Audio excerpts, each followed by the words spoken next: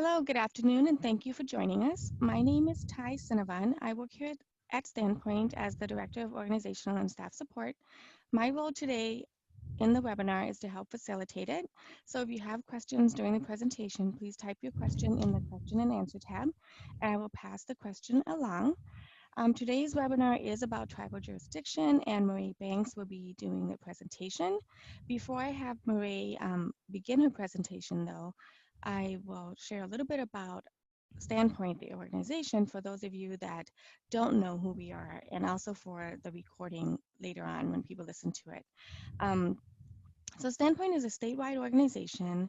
We have a team of attorneys and advocates working to assist individuals who have experienced domestic violence, sexual violence, and trafficking when it includes domestic or sexual violence. So we also provide assistance to systems professionals who work with survivors. We do this by facilitating trainings and answering calls to our action line. Our action line is answered Monday to Friday from 9 a.m. to 4 p.m. And it is through our action line that that the attorneys and the advocates are able to provide advice to survivors and other professionals, offer resources, do safety planning, sometimes just listen, and helping callers identify possible options and next steps for them. So this webinar today will be recorded, and I will upload it into our YouTube page when it is ready. And usually what I'll do is if you're subscribed to our Legal Advocates listserv, I will also send the link out on the listserv as well. For today's presentation, I have put in the chat box the link to the PowerPoint that Marie will be using. So if that would be easier for you to follow along, you can print that out. Otherwise, Marie is sharing her screen, so you should be able to see that. So yeah, I'm going to go ahead and let Marie get started on the presentation. And if you have any questions, like I said before, go ahead and type that in the question and answer tab. All right, thank you, Ty. Good afternoon, everyone. My name is Mille Banks, and I'm the Underserved Population Support Advocate here at Standpoint. And I presented on tribal jurisdiction during our new laws training. So this is a similar but different PowerPoint presentation that I presented at New Laws. So basically what we're going to be covering is a very 101 introductory background into tribal jurisdiction, including the history of tribal jurisdiction, dynamics of tribal law, and culturally specific resources. So this is based off of information that was provided by a few different sources, and it's a research-based project, and the resources that I'm providing on this presentation are both introduction and more complex coverage of tribal jurisdiction if you're curious, but mostly what I want to do is provide culturally specific programming and awareness to the tribal programs that we have on each reservation and that are offered to indigenous people in general. So we're going to be covering basic dynamics. You're going to learn about the tribes of Minnesota, the names and the locations, what each tribe offers as far as programming for domestic and sexual violence victims who are Native, and also a introductory course into what tribal jurisdiction looks like from tribe to tribe. So one thing to keep in mind is that tribal jurisdiction is extremely complex. It is very confusing. It's got a lot of deeply traumatic and deeply rooted history, and there's just way too many topics to cover when it comes to tribal jurisdiction in an hour and a half. So I'm going to be whittling it down to focus primarily on criminal law and how tribal jurisdiction looks with criminal cases. And even more specific, I'm going to try and stay within the context of domestic and sexual violence. And I will try not to stray too far from that, just to keep from confusing people. So I already covered the objectives. We're going to learn about locations and names of the tribes here in Minnesota. We're going to go through a brief history of tribal government, and the purpose is for you to understand the complexity of cases that involve Indigenous clients, so that when you're working with them, if you come up with a case that is similar to the information that I've provided to you, you have a few resources. You have some understanding of what their situation might be, and you also have some resources on how to provide services or give referrals as needed. So when we're looking at tribal jurisdiction, one thing to keep in mind that's really important is the concept of a sovereign nation or tribal sovereignty. And there is a very formal definition that I put on this PowerPoint, but the reason why tribal sovereignty is so important is basically a world within a world. So the concept of tribal sovereignty means that before European colonization, so before Europeans traveled and actively colonized the Indian nations that were previously here, each tribal nation had their own working government. Before anyone showed up, they had been operating under a government system for hundreds of years, and they had their way of handling criminal activity. But when the Europeans came and started colonizing these communities, they started imposing European government and European laws, and they were forcing that adoption into the indigenous communities. So tribal sovereignty basically just means that there was already a government that already existed before colonization, and a lot of components of a sovereign nation are recognized under the US Constitution and in treaties throughout the United States. And basically it means that the tribal nation has the ability to enforce laws that they can impose and act in their own communities based off of their own beliefs and their own laws, basically. So this also means that state laws cannot be applied if they interfere with the right of a tribe to make its own laws. So tribal sovereignty is really important because it maintains the autonomy of a Native community without the imposing of government or state law onto that community. And it allows the leaders of a tribal nation to handle crimes that are committed on tribal land. So when we're talking about tribal land, what is Indian country? Again, this is the statute language that defines Indian country.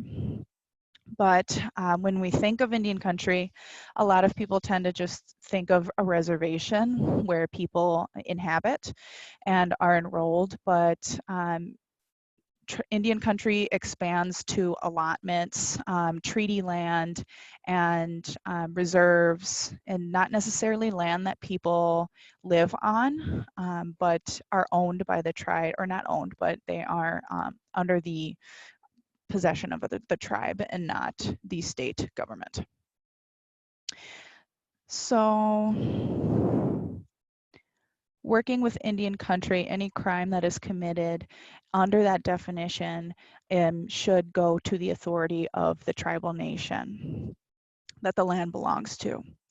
Some other things to note about this presentation and tribal jurisdiction in general is that this information that I'm going to be teaching today only applies to individuals who meet the following criteria listed.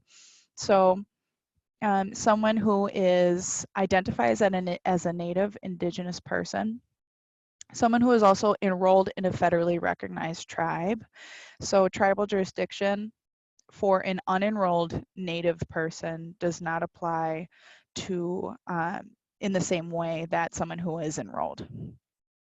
So, and this will make more sense as I continue talking about tribal jurisdiction and determining jurisdiction. But as far as criminal proceedings go, someone who identifies as Native, who is enrolled in a federally recognized tribe, and is also recognized by blood quantum, are affected directly by the tribal jurisdiction laws. Another thing to note about blood quantum that I've noticed is a common misconception is that blood quantum is actually just, it's a government term. It's a form of identification that doesn't literally mean you took a blood test and now you are qualified to receive the identification of an indigenous person. Blood quantum is something that is very old. It was a tool used in early colonization efforts to identify and separate indigenous people from non-indigenous people. So blood quantum is something that a lot of the tribes have adopted into the determination of whether or not someone is eligible for tribal enrollment. Not all tribes use blood quantum, but a lot of them do for eligibility purposes.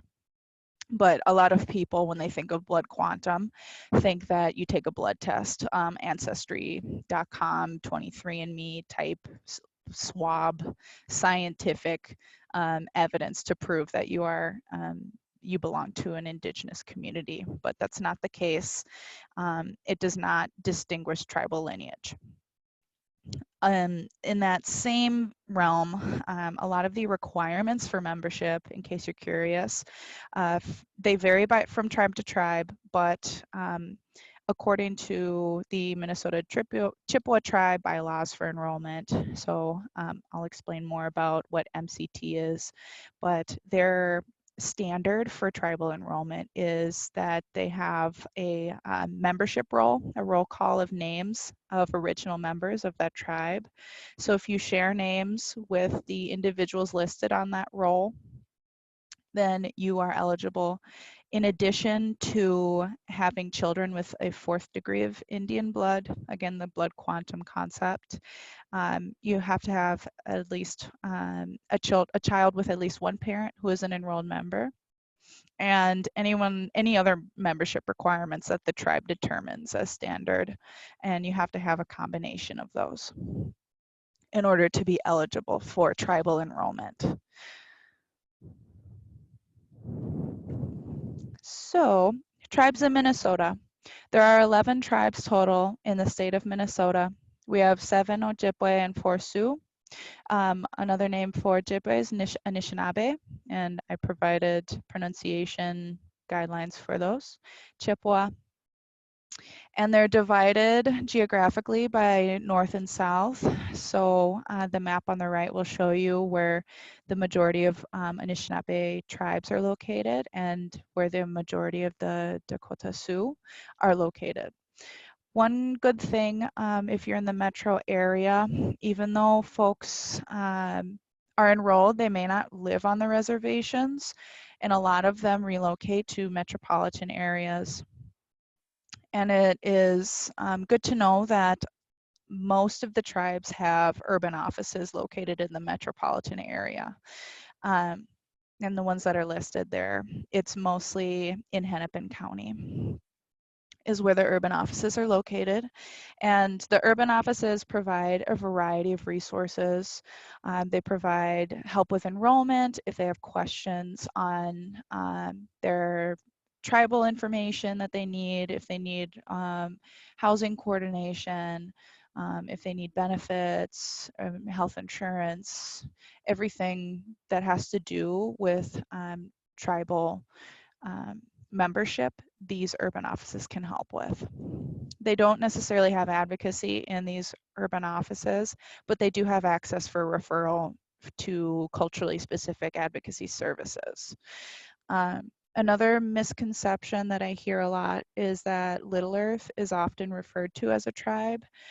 If you're familiar with Little Earth, it is a housing complex in Minneapolis that is the actually first HUD subsidized housing complex that is for Native specific people and enrolled members. Then it was founded in 1973. and it is the only Native American preference project for Section 8 housing in the US. A lot of people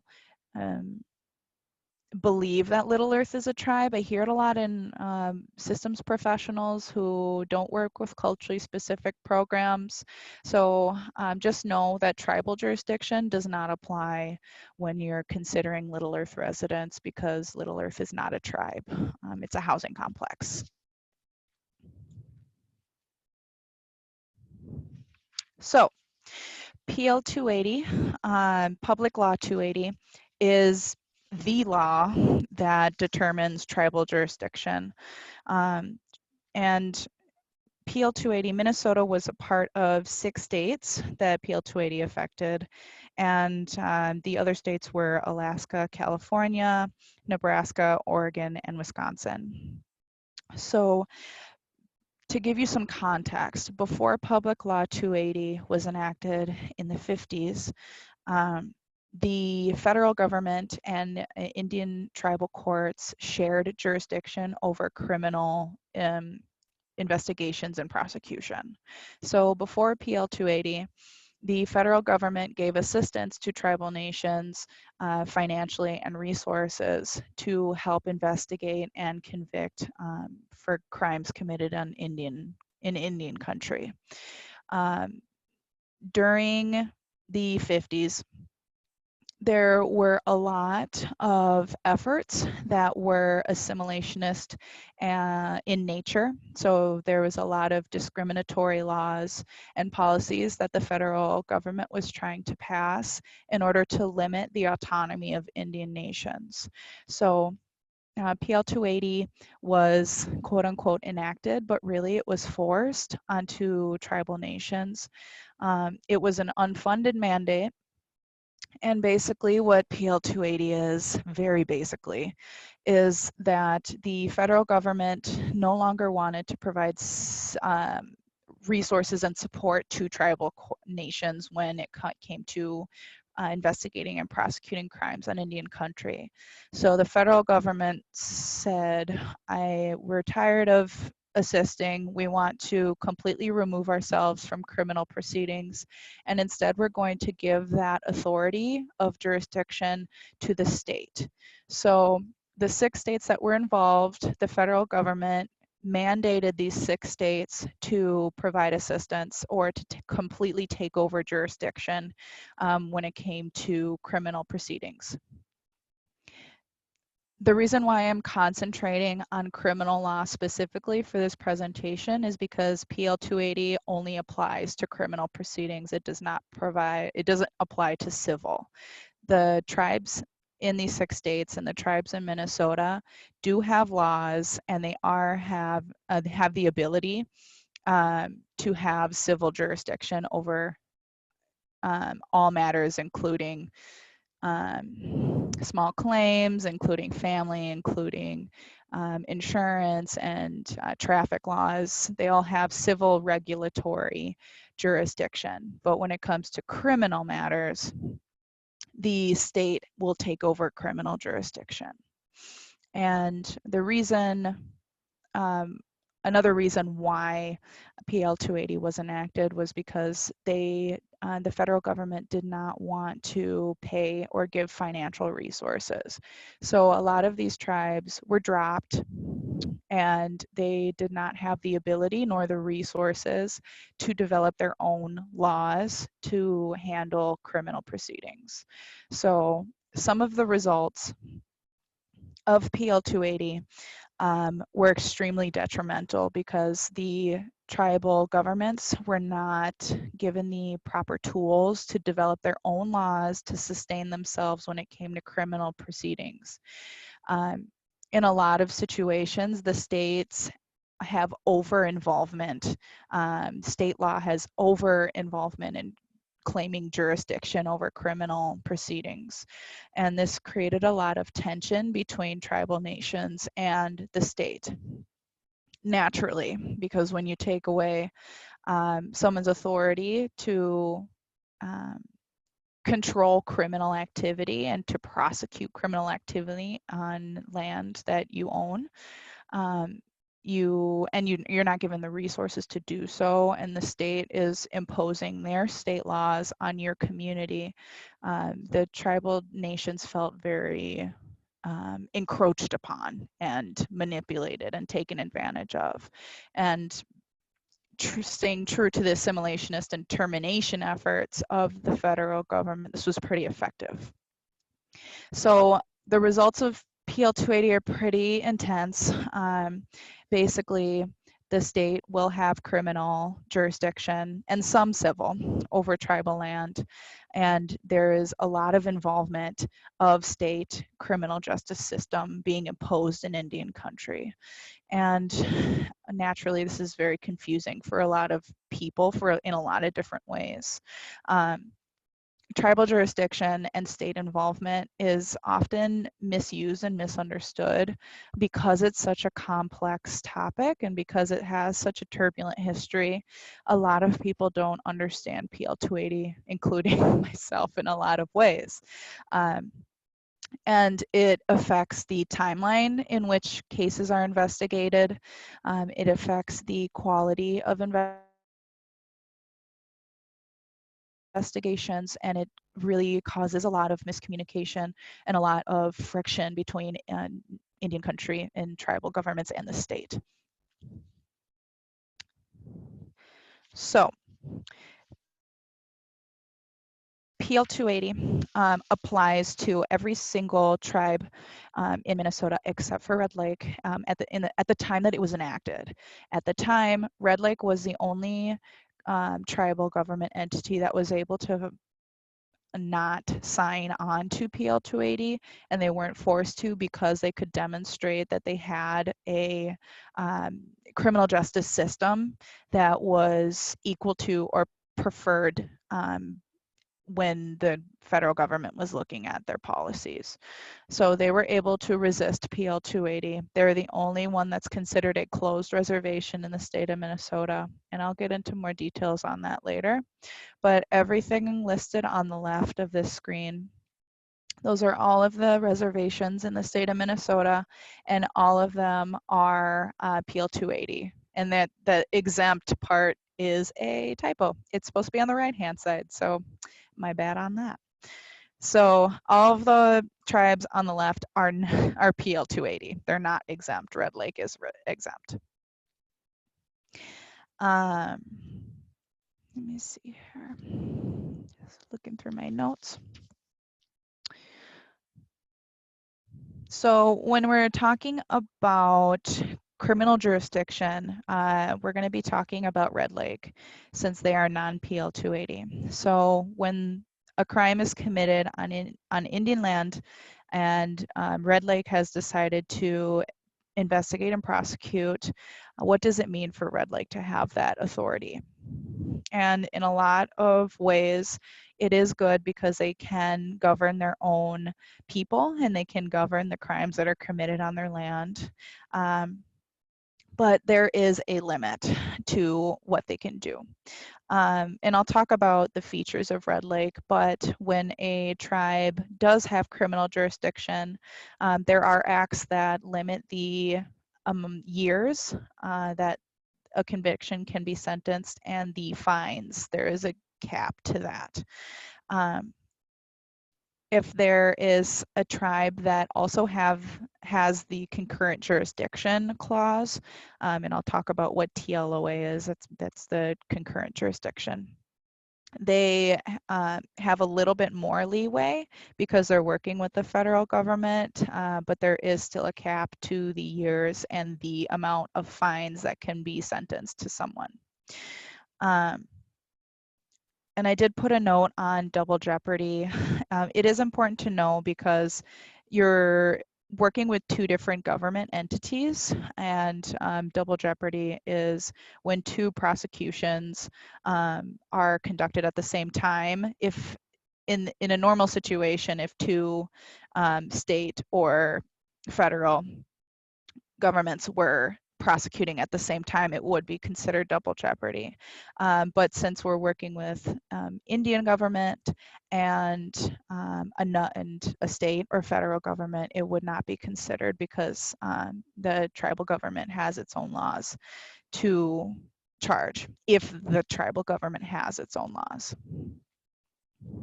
So let me see here. Moving on from that.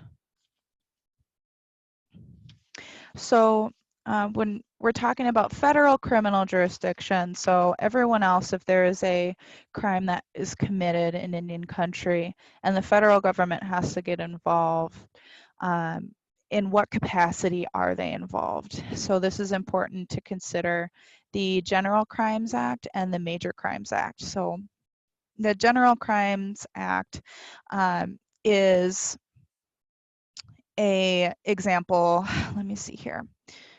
It's probably easier to explain the major crimes. So major crimes is 16 crimes committed by natives in Indian country. And those are, some examples are murder, manslaughter, kidnapping, maiming, incest, arson, burglary, and robbery. And those are all considered felony convictions. So that's when the federal government would have jurisdiction. And the General Crimes Act, I have both of the statutes listed. The link, I'm 90% sure will lead you to the statute language if you want more examples. And the General Crimes Act is for interracial. So when we're talking about crimes committed in Indian country, a majority of those crimes are non-native perpetrators on native victims. So the non-native perpetrators will enter Indian country and commit crimes against natives living in Indian country. So the General Crimes Act will apply to that, and that's when the federal government will have criminal jurisdiction. Let me see here.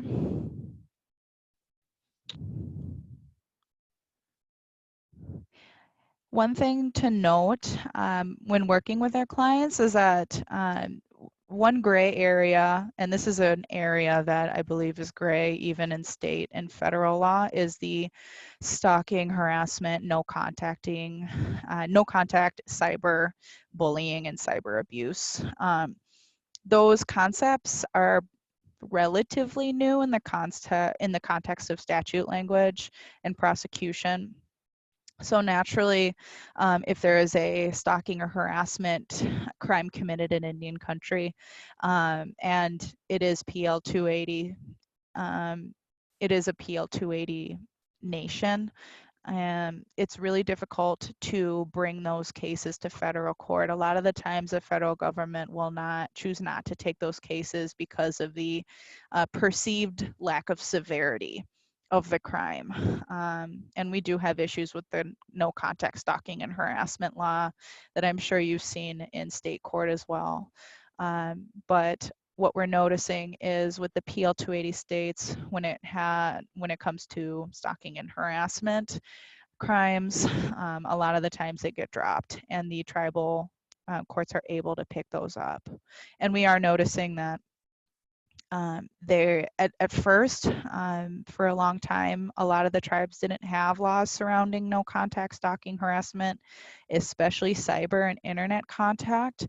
But because so many cases were falling through in federal court, the tribal nations have done a lot of work to create laws so that they can take over those cases. And that really does prove to be more efficient and more effective for victims when it comes to tribal jurisdiction over those cases.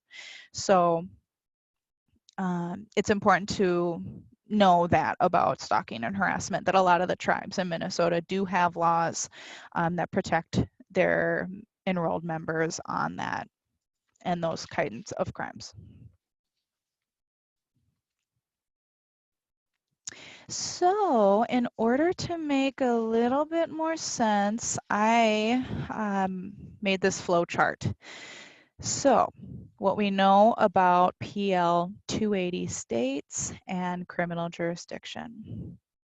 This is a very easy, clearly, to see and understand the determination of criminal jurisdiction when it comes to PL 280 states.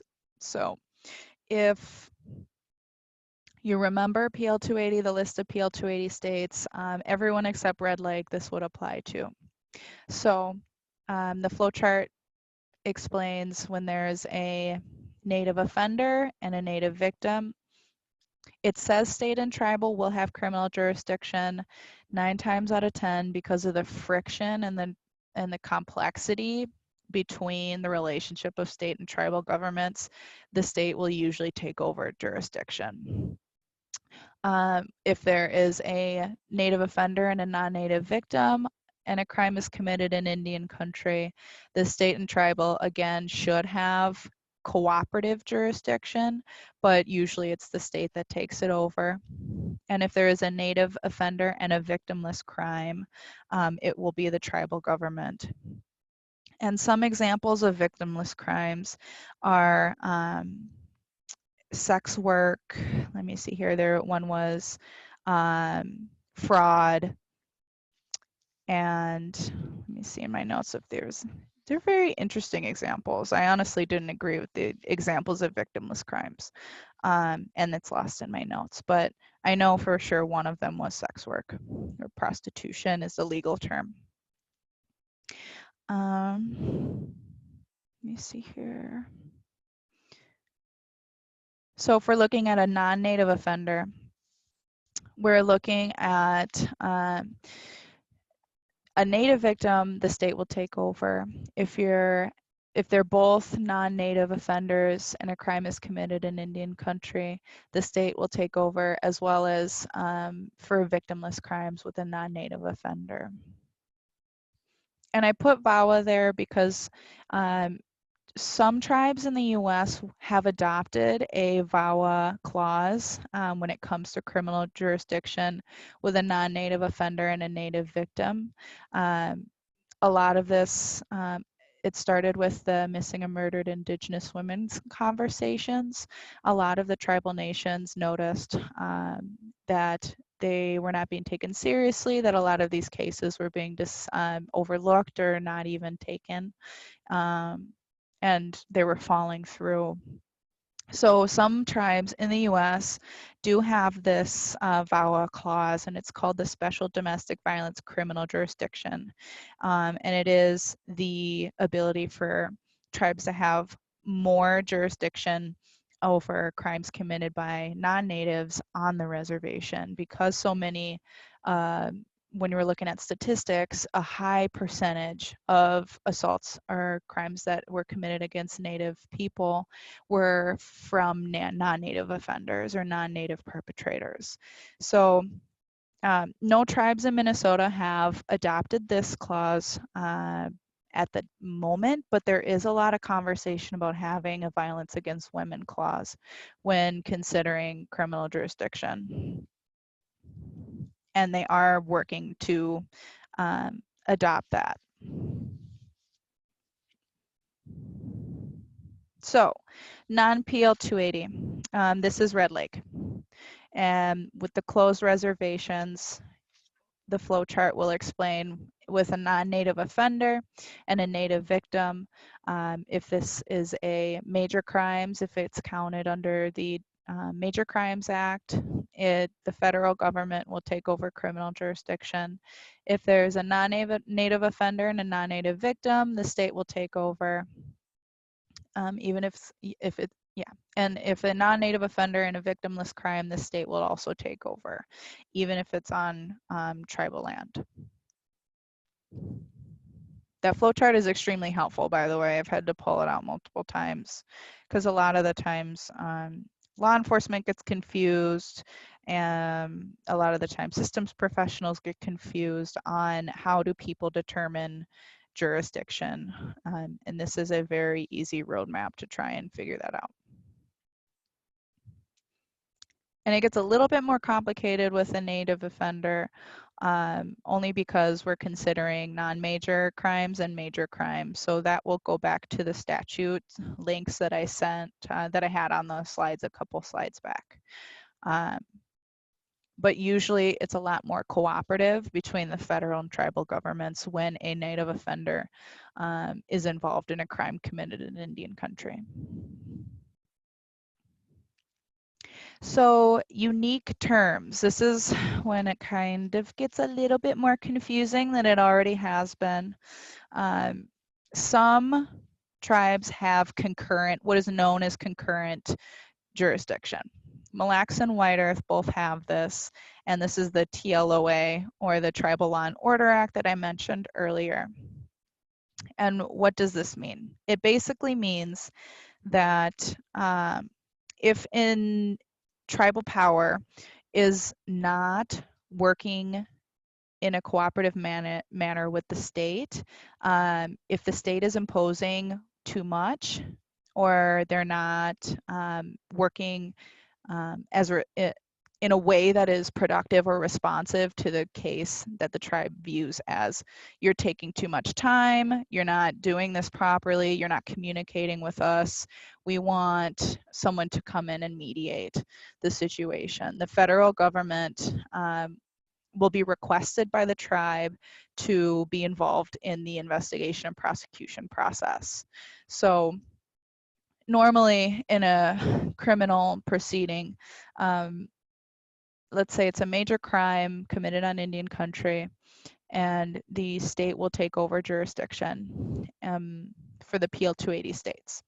If the state is not handling the case properly, Mille Lacs and White Earth both have the ability to get together and unanimously vote that they want to request the federal government to get involved.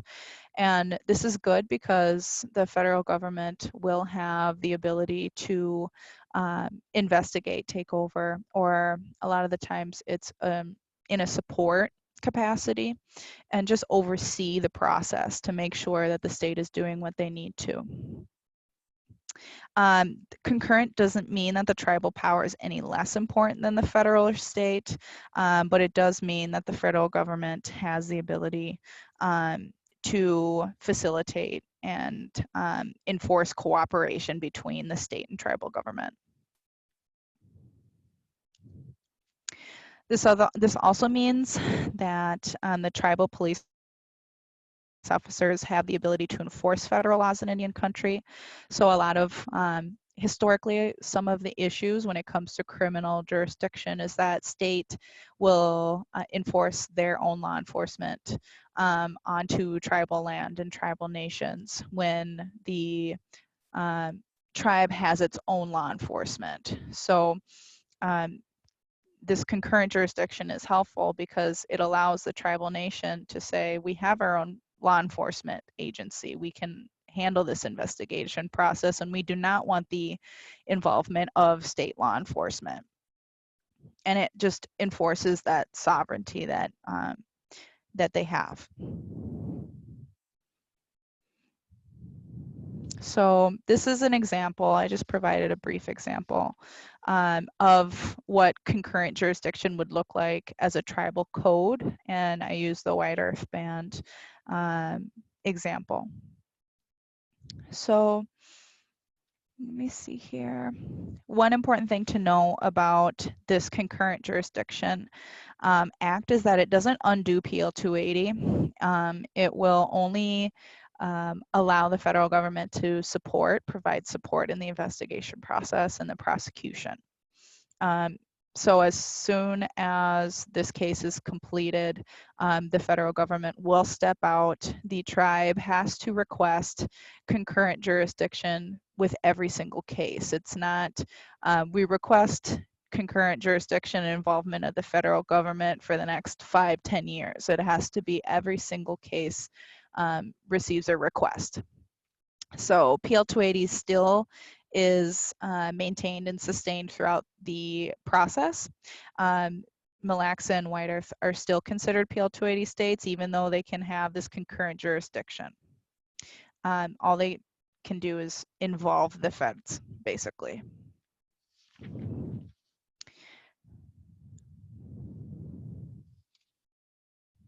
Okay. So it's nice to have some professional statements on the effects of PL 280. So obviously, as we know with a lot of other laws, they look differently on paper than they do in systems. So to get a good idea of what we see when we are witnessing PL 280 law being executed. I already talked about the confusion. So naturally, the miscommunication and confusion is because of the complexity and the history of PL 280 and tribal jurisdiction. It is a really icky way that the federal government imposed onto tribal nations when it came to handling and enforcing laws in Indian country. So there's a lot of miscommunication. There's a lot of lack of trust between state and tribal governments on both ends. The tribal governments do not feel that the state is taking their cases as seriously as other state cases. And moreover, on the other hand, the state governments do not feel that the tribal governments are capable or have the resources to take over criminal jurisdiction. And this statement actually does provide a good context into the belief systems that both entities have when it comes to determining jurisdiction. A lot of it is the exercise of authority, and it happens so much so that there's actually ways of explaining it. There's terms. So there is the legal vacuum of lawlessness that is considered. So this basically means that the state law enforcement claims that they have no authority whenever the tribal nation asks them to intervene. So this is a lot of the hands-off approach. We don't want to take over this jurisdiction because it's not our jurisdiction. A lot of this has to do with misunderstanding and miseducation on tribal jurisdiction and PL 280 laws. A lot of it is we don't want to get involved because this is a complex topic and we shouldn't have to get involved when really in reality they're legally obligated to. The other end of the spectrum is the abuse of authority, lawlessness. And that basically means that the state law enforcement claims that they make the decision that they have the authority whenever the tribal nation does not want them to intervene. So if there is an extreme opposition to state enforcement or state involvement, and when really the tribal nation should be the ones taking this jurisdiction over and the state says, no, this is our responsibility, we're going to take this from you, there is a clear abuse of authority. And some of effects from that is that it delays the immediate response systems for domestic and sexual violence victims. So when we're considering standard timelines for domestic and sexual violence cases in state law, there is a specific time that needs to be considered.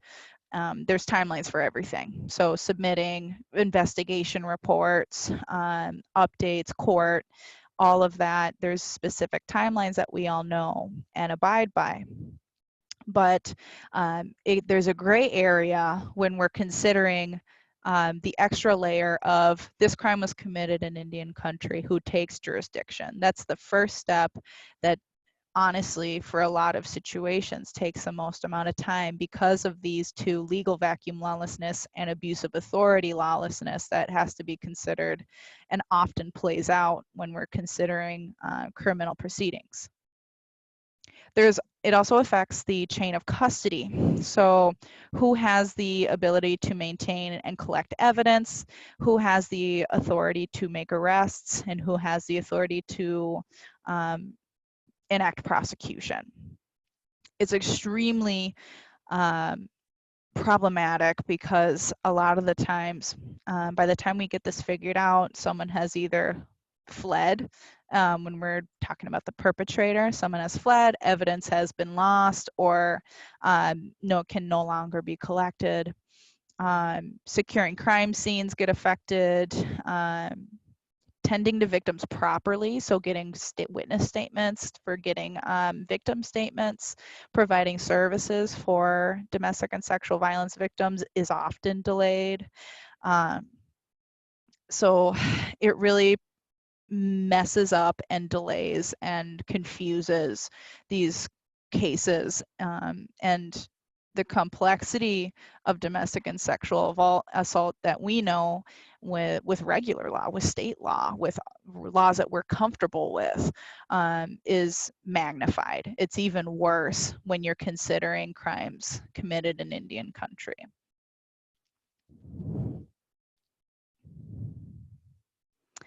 So another result is the lack of trust in government. There's lack of trust in law enforcement, and knowing this, as a systems professional, I'm overwhelmed at this process, and there's a lot of uncertainty. There's a lot of questions that I need to ask before I can begin to understand who takes this case and what would it look like and what are the outcomes. So if I'm confused as a systems professional, I know that the individuals, the victims of domestic and sexual violence, are going to be even more confused. And we know the low rates of reporting, and we know the lack of trust from victims to law enforcement and court systems.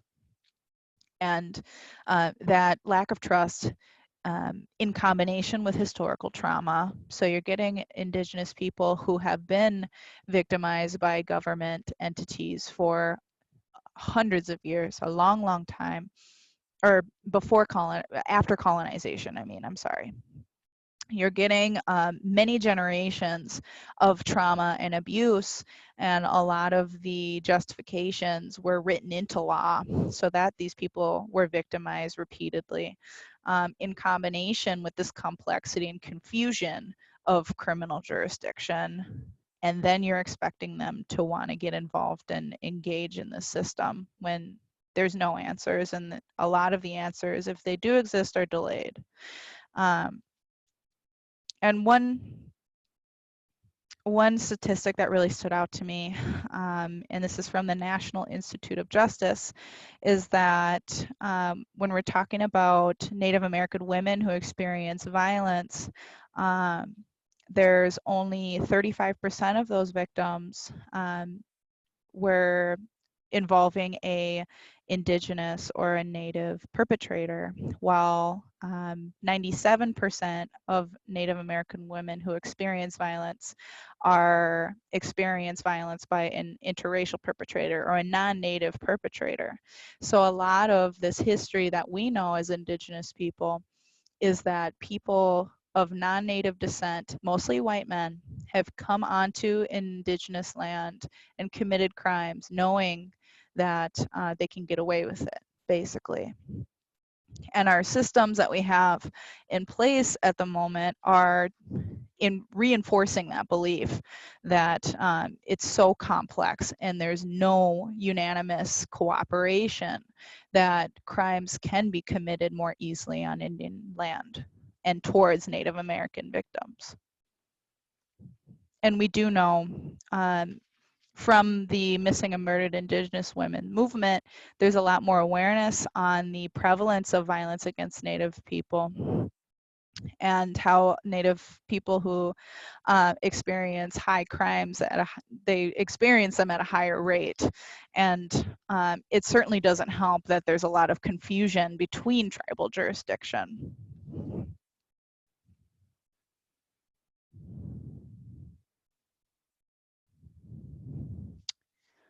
So knowing what we know, there's another good quote from Samantha, and it's basically a political game. It's an awful political game that is played. It's a lot like tug of war, and it really comes down to who has the most resources and the loudest voice to take over criminal jurisdiction when it comes to the state and tribal government.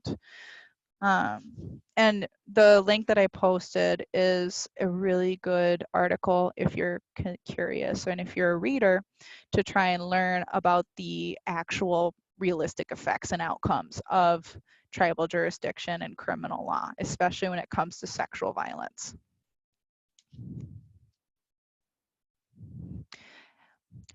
And I did talk about this jurisdictional maze a little bit.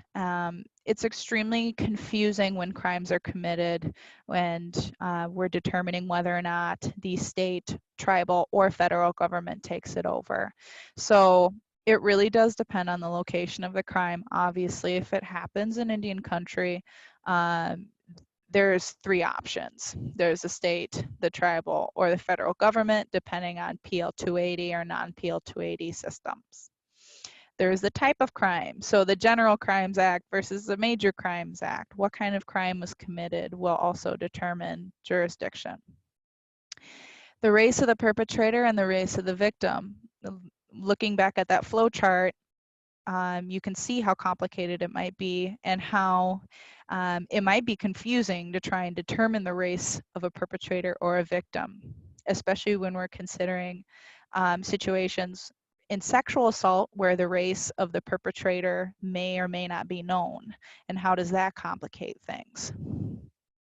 So the fact that we need to even know the race of the perpetrator or the victim is confusing. And even more confusing is, let's say the individual is a native but not enrolled. How does that affect? And like I said before, PL 280 criminal jurisdiction applies only to enrolled victims. So the race of the victim and the race of the perpetrator in other situations when we're not considering tribal jurisdiction or state jurisdiction, it's not as important, but with this it is extremely important, the race to try and determine who is going to take over this case.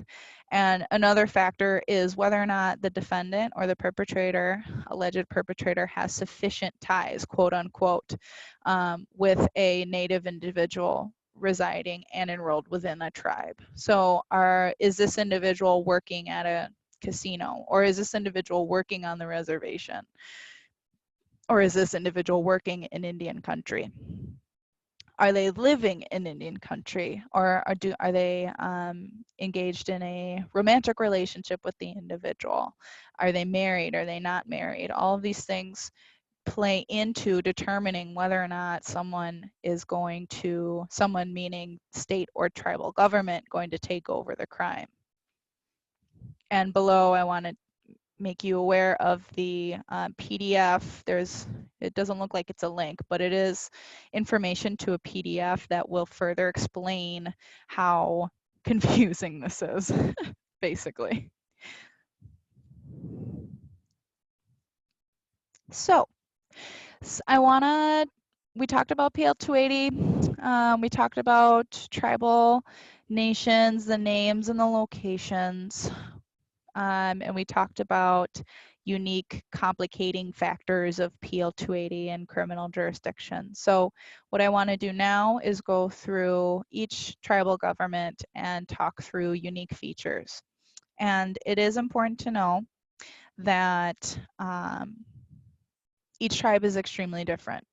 Each tribe varies in size, and they have different enrollment requirements. They have different similar but different government structures, and depending on the resources available, they're going to look different. So we're going to talk about all those things. Let me see here. Oh, this is a cute quote from Samantha, who also, I showed you a quote on the effects of PL 280. So Samantha says, if I laid out for you what the sexual assault domestic violence laws look like in the jurisdictions, you'll see them look pretty different because they're all in different phases of governance. Everybody assumes tribal courts are all the same, and they're not. They can be like a baby in diapers, or they could be the old wise man. So the baby in diapers would mean that the laws are very basic, or they're very unrefined, a lot of the times the tribal governments, especially in the early years of PL 280, were not able to write laws that made sense for their communities. So a lot of them adopted unknowingly just really discriminatory, limiting, and insufficient laws into tribal code, and that's what they used for a long time. Or you have government structures like Red Lake who were able to fight off PL 280 from the get-go and had very structured and advanced and very organized laws around criminal proceedings. And that would be an example of the old wise man. So every tribal government is different in the way that they perceive crimes, and the way that they handle them, and the way that they prosecute and provide resources. And that's not to say that one tribe is better than the other.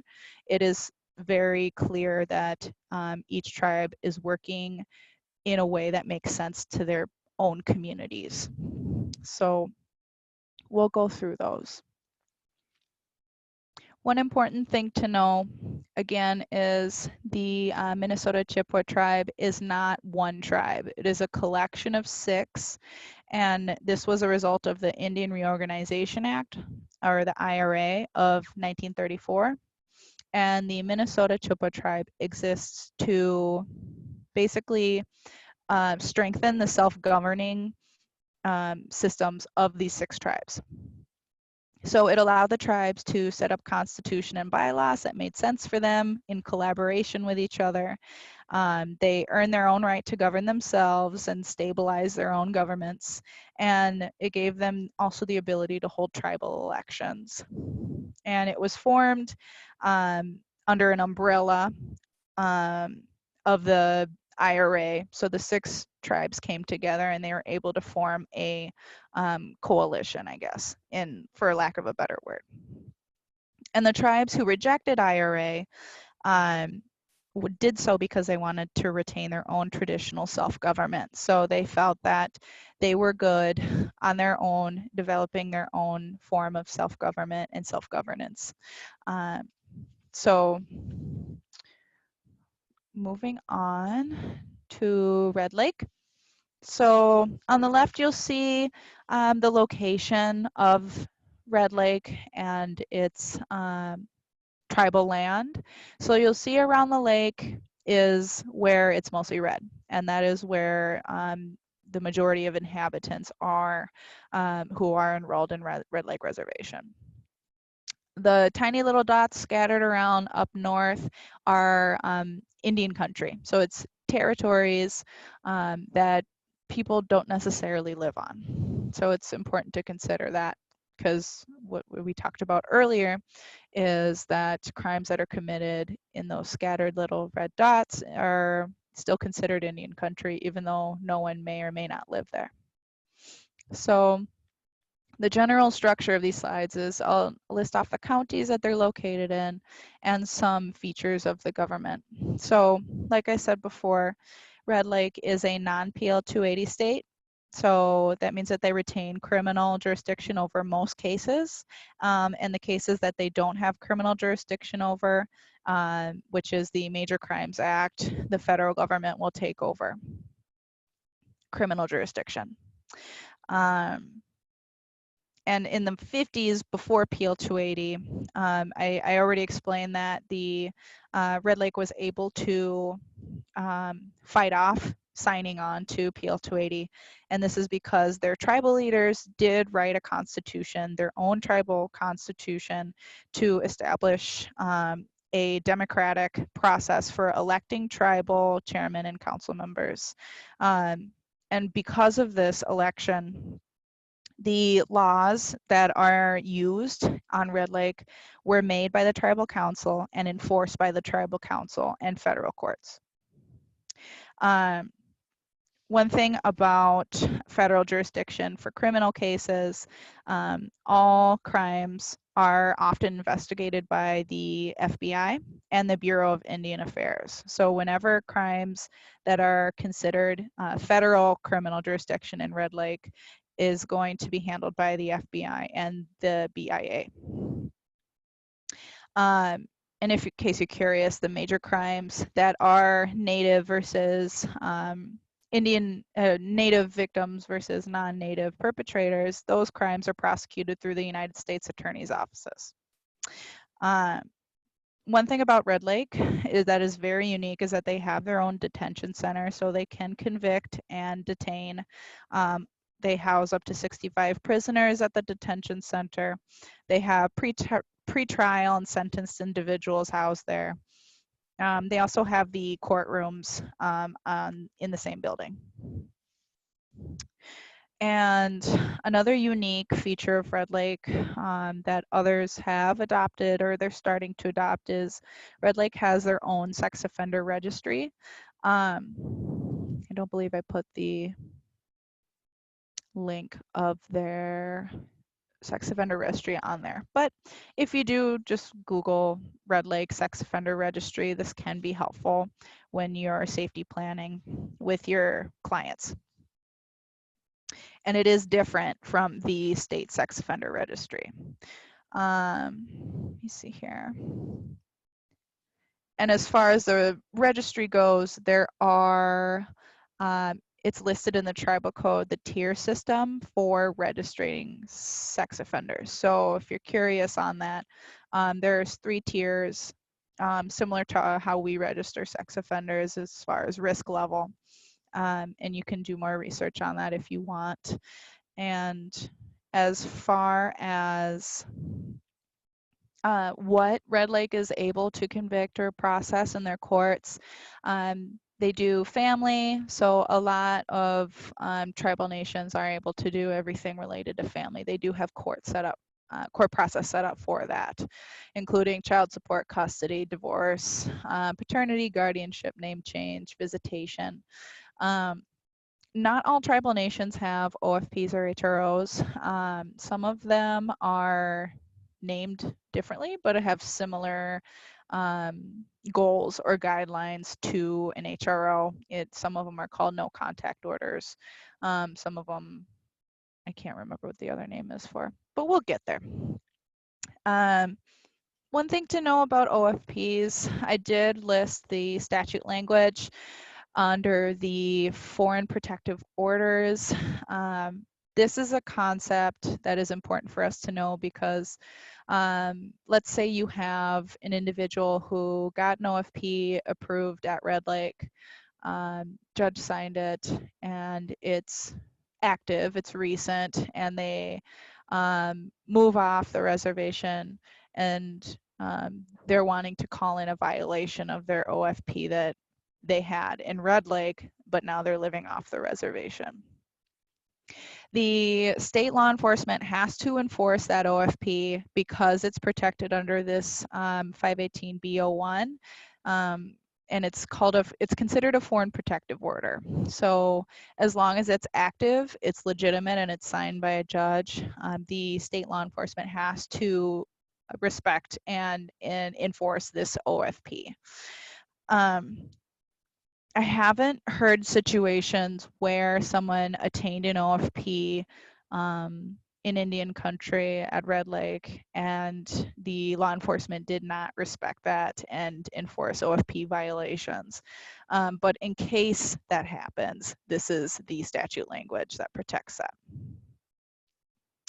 So when I'm talking about valid, just to reiterate, we need to make sure that it's not expired.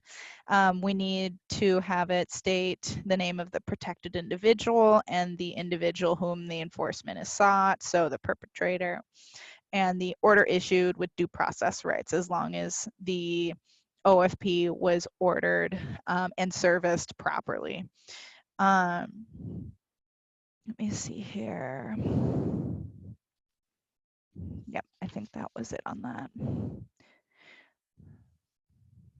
So like Red Lake, a lot of tribal governments, most of them, if not all, do have civil proceedings. So they are able to enforce civil process on tribal land. Let me see here. Oh, did I skip one? Bois Fort. So Bois Fort is located in the north. They have Something called a FOIA coordinator for police reports, in case you're curious. If you wanted to, let's say you had a client who needed a police report from Bois Forte, they do have something called a FOIA coordinator in which to get a police report. Bois Forte is another tribe that has their own sex offender registry, and the qualifications of the sex offender registry are listed in the tribal code, in case you're curious. And all of the tribal codes are available on the website of the tribe. Let me see here. So White Earth is northwest, and like I said before, White Earth is one of the tribal nations with the federal concurrent jurisdiction. They're able to request federal involvement for criminal cases. They have a fairly large law enforcement. They have 4 different investigators. And let me see here. They have district court and appellate court. They're working on developing their own criminal code. And they do have really good response systems for domestic violence and sexual assault. They do have the ability to provide OFPs, and it's considered a civil regulatory matter.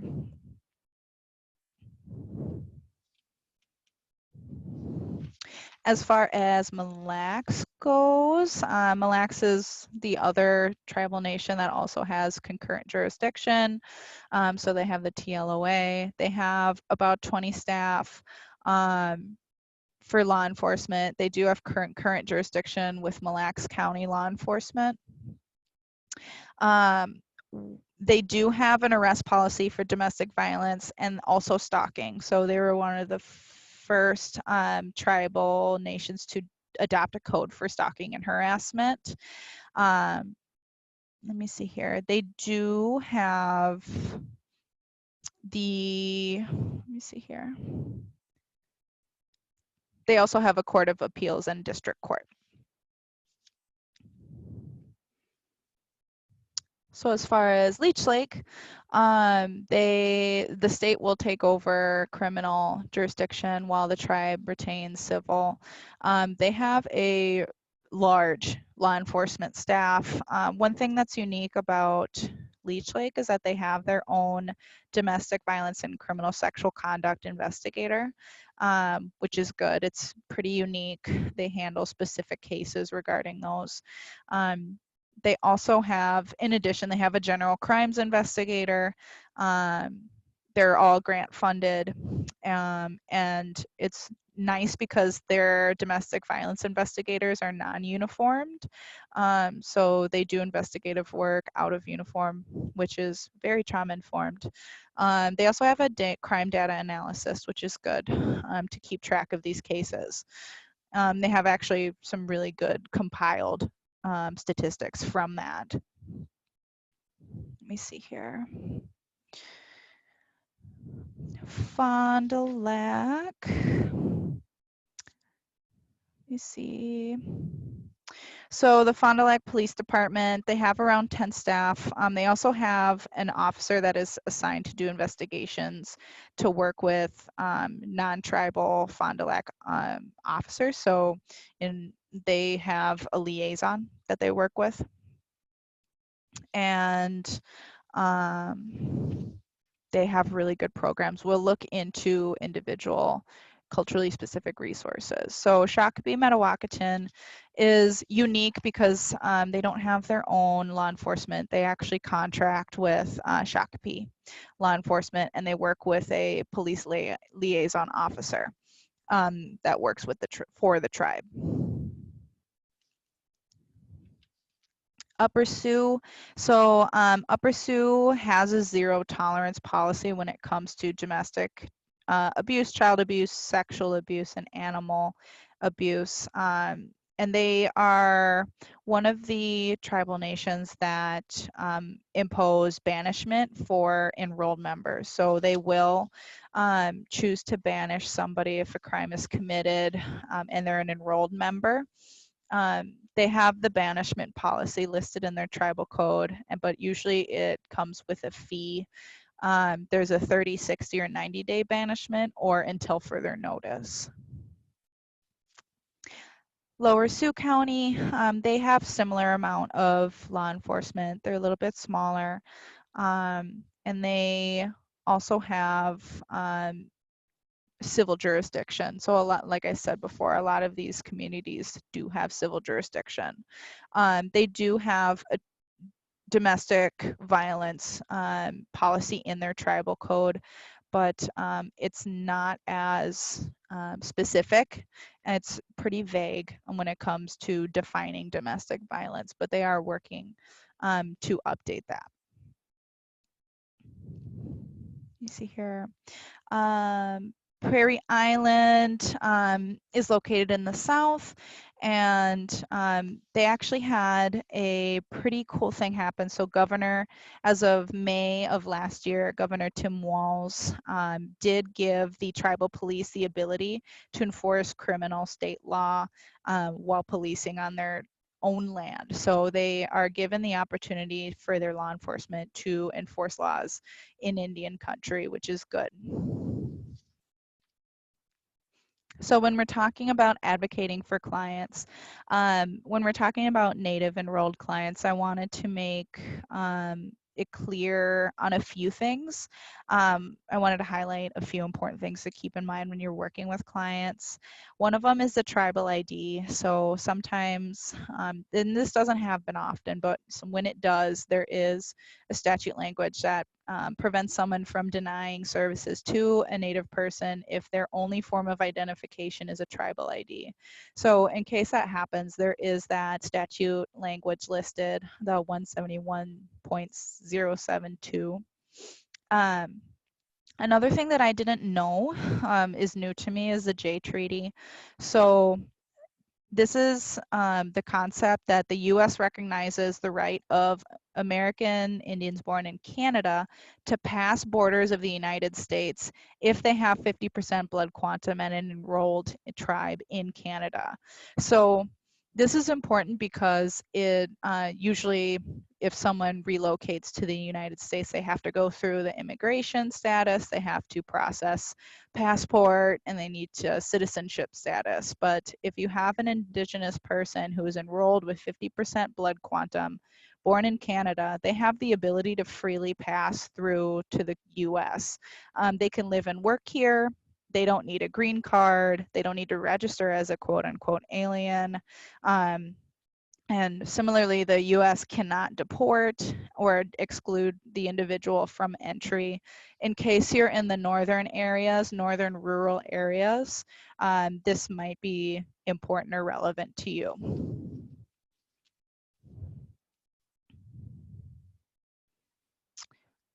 So another thing is ICWA. So we see a lot of issues with ICWA. Tribal jurisdiction does apply, but it's extremely complicated.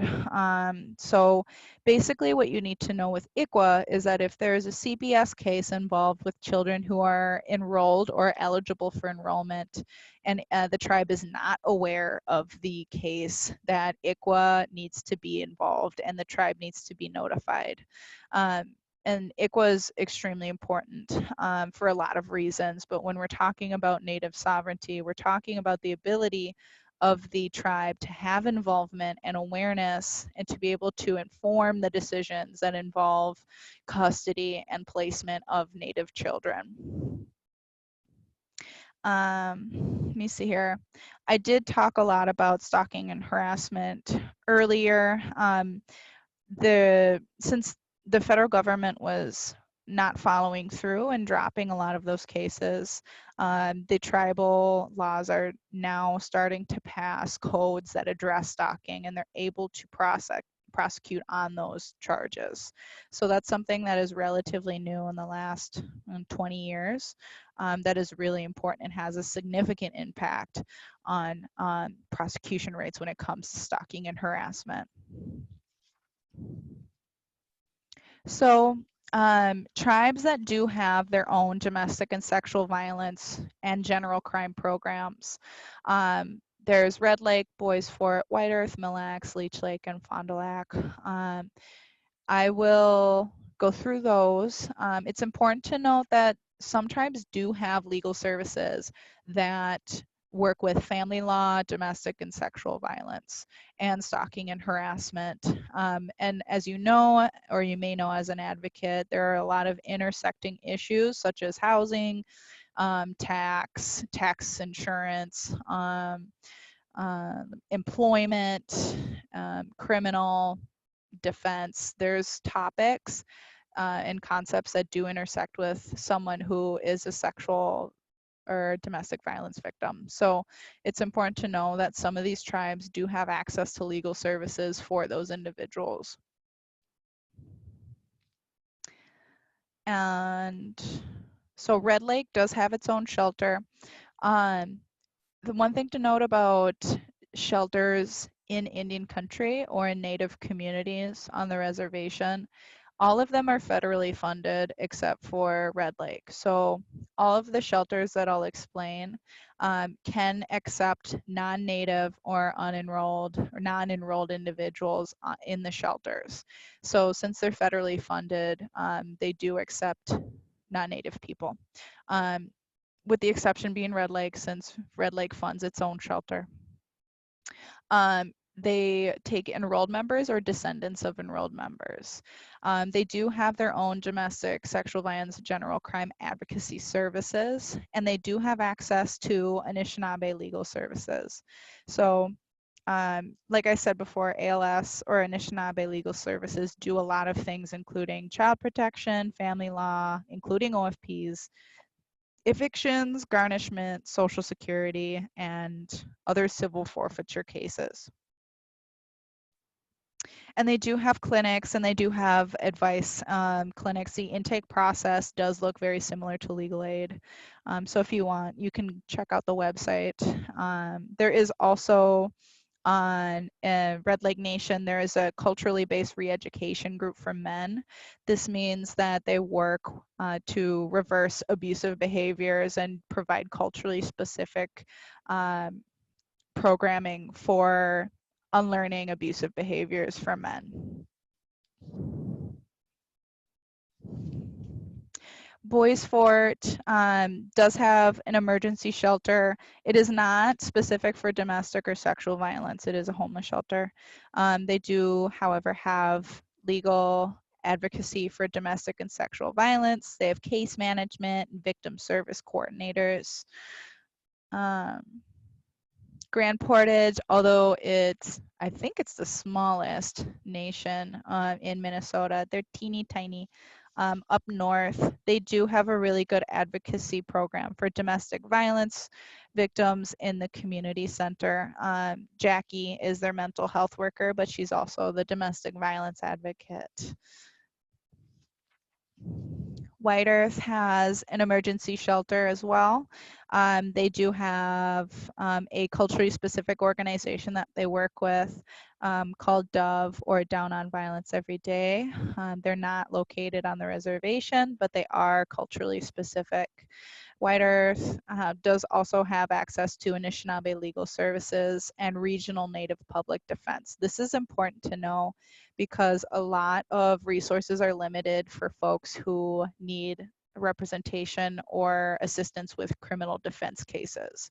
I'm sure, as you know, working with victims, we are learning that a lot of our individuals who are surviving abuse also have criminal cases or accusations against them that are criminal in nature. So it is important to know that they have public defense resources. Mille Lacs, Victim Services, they have their own shelter as well. They have a Family Violence Prevention Program, FVPP. They do have elder abuse programs, and they have their own band member legal aid. So they have same intake process or similar, full representation pro bono resources through the band member legal aid. If the individual is enrolled in Mille Lacs band, they do have access to this. And the kinds of cases that they take is family law, child protection, ICWA, domestic abuse, housing, public benefits. They have a variety of representation cases that they can have. Leach Lake Victim Services, they have the Leach Lake Family Violence Prevention Program. They have the Child Abuse Prevention Program and the BA. So the BA program is specific for substance abuse. It's culturally specific substance abuse program support groups. They also have access to ALS and the criminal defense resource. Fond du Lac has they work with a shelter, AICHO, Dabanugan. They are not located on the reservation, but they are located near in Duluth. And they do have advocacy for domestic sexual violence and general crime. They do have a mediation program available for folks. It's called an alternative dispute resolution program, and this is for custody or family cases. So just a brief overview. Again, it is extremely complicated to determine criminal jurisdiction, but if you're going to take anything from this, take in consideration the flowcharts that I posted, and also the 5 factors that determine criminal jurisdiction. So where the location of the crime, the type of crime that was committed, was it a misdemeanor, petty misdemeanor, or felony crime, the race of perpetrator and victim, and whether or not the perpetrator or defendant has sufficient ties to an individual who is enrolled with a tribe.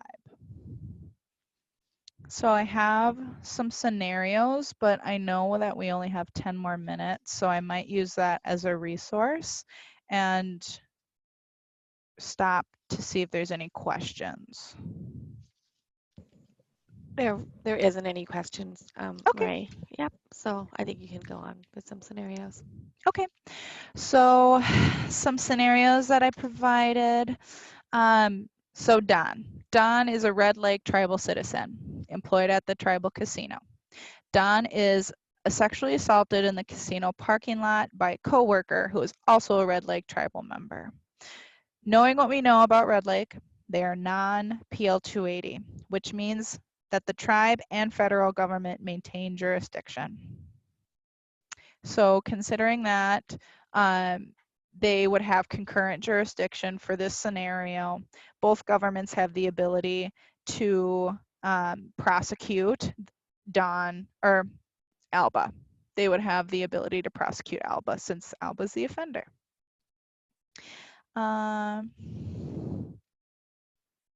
So what if Alba was not native? In this situation, it would change to only the federal government would have jurisdiction. So this being Red Lake being a non-PL 280, even though the victim is native, the perpetrator is not. So going back to that flow chart, it would be the federal government that would take over the criminal jurisdiction in this scenario.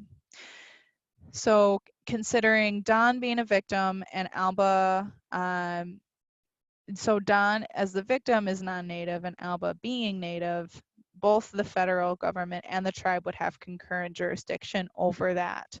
That is not to say that that is what happens in real life. It's usually the federal government who takes over jurisdiction and is informed by tribal government. So scenario 2, Sioux is an Ojibwe individual from Mille Lacs living in Little Earth, so living in Minneapolis. May, who is a member of the Kickapoo Nation in Kansas, so an enrolled indigenous person from another state. May corners Sue in the hallway of their apartment complex and forces their hand under Sue's shirt.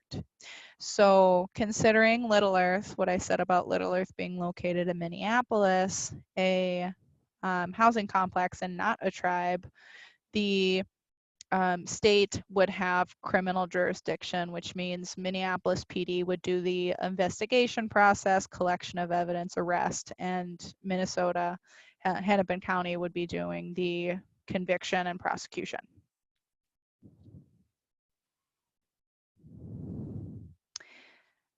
So Aaron and Taylor, Aaron, a citizen of White Earth, and their cousin Taylor, citizen of Red Lake. So two Native communities. One is PL 280 and one is not. Staying at the tribal casino, Taylor sexually assaults Aaron. The state of Minnesota files charges against Taylor for sexual assault. So in this scenario, state law would apply because the crime occurred on Mille Lacs reservation, and Mille Lacs is Appeal 280, which means that for a major crime, the state would take over criminal jurisdiction and state laws apply. So the last scenario that I have is Riley, who is a 16-year-old, so minor, tribal member of Boys Fort. Boys Fort is PL 280, walking home from school when they're abducted and driven to a remote location where they're sexually assaulted. They're later dropped off in a local town off of the reservation. The location is unknown. Riley thinks that one of their attackers may have been Native. Who should investigate the case? So based off of what we know, there's a minor child who was abducted, taken to a remote location that is unknown, and they're sexually assaulted. They're also dropped off in a town off of the reservation. So another piece of information to consider is the thinking part. Riley thinks that one of their attackers may have been Native. So considering that, the situation is tricky because we do need more information, whether or not Riley, a minor who was taken over cross state lines, if the unknown location was in another state, that would be a felony, and that would be trafficking, which would mean the federal government would take over jurisdiction. We also don't know the race of the perpetrator, so considering those 5 factors on determining criminal jurisdiction, we don't know if the individual was Native or non-Native, and if they were Native, were they enrolled? So this is really tricky, but we would need more information, but most likely state would take over that. So some things to take away. Red Lake is the only closed reservation in Minnesota, which means that they're PL 280 exempt. Now, Red Lake and Boys Fort are the only 2 reservations that have criminal and civil jurisdiction. The Boys Fort timeline of why they might have, or why they have some criminal jurisdiction, I was not able to get to. That's a whole other extension of the PowerPoint. But Red Lake and Boys Fort have limited criminal jurisdiction. All other reservations fall under state criminal jurisdiction. White Earth and Mille Lacs are the only 2 with concurrent. And please know that a lot of reservations have their own programs, like we discussed. And all reservations hear family cases, but not all of them hear child welfare protection orders, OFPs or HROs, and not all of them hear on custody or visitation. So if you need any other additional resources, these are some really good starters for links for folks for culturally specific advocacy. A lot of the information that I got for this PowerPoint are located on these websites. And if you have any curiosities on how ICWA is affected in criminal jurisdiction, I was not able to get to that. But the ICWA Facts is a really good crash course into how PL 280 affects ICWA in criminal proceedings. So if we don't have any more questions, I think that's all I have. Yeah, it was perfect timing. We're actually right at the hour and a half mark. Marie's contact information is on the last slide there. So if you have questions that you have after the webinar, please feel free to go ahead and reach out to Marie or myself, and we'll be happy to assist you in any way we can. Thank you for joining us today. Thank Bye. you.